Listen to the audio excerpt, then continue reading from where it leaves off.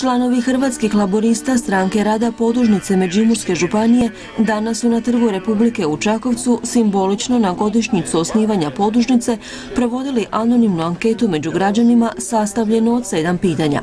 Riječ je o akciji koju je stranka istovremeno provodila diljem zemlje.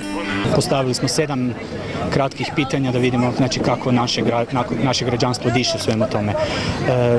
Nadamo se, već sada možemo reći da je odaziv bio fenomenalan, da su se ljudi rado odazvali ovoj akciji, koja je još jedna u nizu akcije Hrvatskih laborista podružnice Međimurske županije, međutim i na cijelom nacionalnom nivou.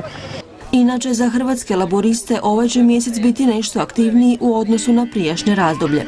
Tako su se osvrnuli na dugo obećavani završetak pregovora o ulasku Hrvatske u Europsku uniju. Hrvatska vlada skriva dogovore koje je do sada postigla, skriva sve što pregovara, skriva sve kvalitetne, bitne informacije svakom građaninu koji bi trebao znati zbog čega bi se trebao odlučiti za ulazak u Europsku uniju ili ne. Dakle, skrivaju te detalje kao zmija noge. Oni očito se boje svog naroda, oni se boje svojih građana i očito da imaju i razloga zbog čega se to boje.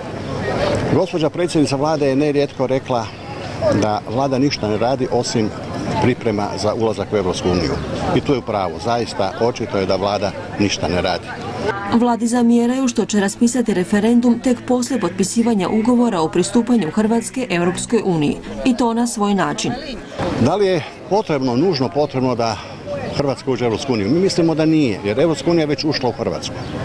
Banke iz Europske unije su došle na otvoreno tržište, da tako kažemo, u Hrvatsku, osvojile ga i nude građanima kredite pod kamatima koje su daleko veće, skoro dvostruko veće, od onih koji imaju u svojim domicilnim zemljama.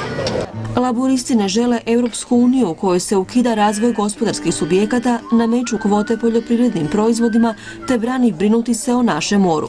Oni jesu za Europsku uniju, ali pod uvjetom ravnopravnih razgovora, partnerskog odnosa i transparentnog dogovaranja.